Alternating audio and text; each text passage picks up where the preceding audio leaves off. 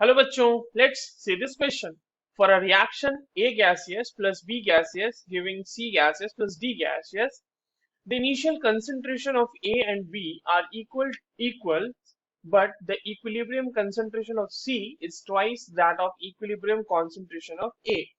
Then K is options are 4, 9, 1 by 4 and option D says 1 by 9. तो चलिए इस question को सॉल्व करते हैं बच्चों। और सबसे पहले तो हम ये देखते हैं कि इस क्वेश्चन को सॉल्व करने के लिए हमारे पास कौन से की कॉन्सेप्ट की रिक्वायरमेंट होगी। तो देखो ये जो सवाल है ना हमारे पास, ये बेसिकली इक्विलिब्रियम कांस्टेंट का सवाल है। वही निकालने के लिए बोला भी गया है इस क्वेश्चन में, है ना, इक्विलिब्रियम कांस्टेंट। तो चलिए निकालते हैं इस रिएक्शन के लिए इक्विलिब्रियम कांस्टेंट। देखो आपका जो रिएक्शन है पहले उसको समझते हैं बच्चों, कि आपके पास जो रिएक्शन है वहां पे ए गैसेस जो है वो बी गैसेस के साथ रिएक्ट करके बना रहा है यहाँ से सी गैसेस, और साथ ही साथ बना रहा है डी गैसेस। ठीक है।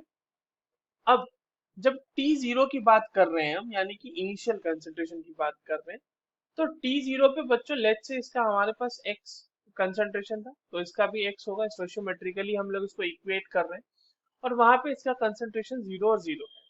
नाउ जब हमारे पास T is equal to T equilibrium हो गया, मतलब अब इक्विलिब्रियम अचीव हो गए, तो लेट्स से कि यहाँ पर ये x माइनस वाई डिसोसिएट किया था, तो ये भी x माइनस वाई डिसोसिएट किया होगा, और ये y बना होगा, और ये भी y बना होगा।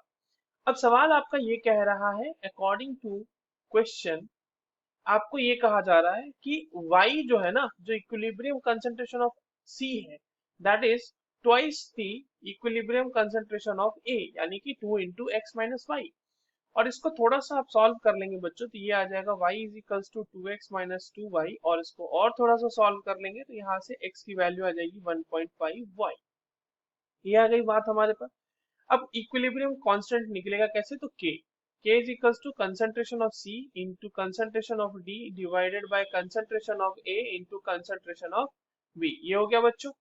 अब यहाँ पर सारी वैल्यूज को पुट कर देते हैं, तो ये हो जाएगा y इंटू वाई ऊपर की तरफ, नीचे हो जाएगा x minus Y into X minus Y.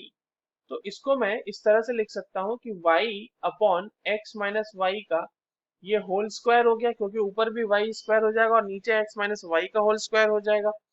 अब देखिए यहाँ पर y की x की जगह पे आप y की वैल्यू रख दो, तो ये हो जाएगा y upon 1.5y minus y इसका स्क्वायर।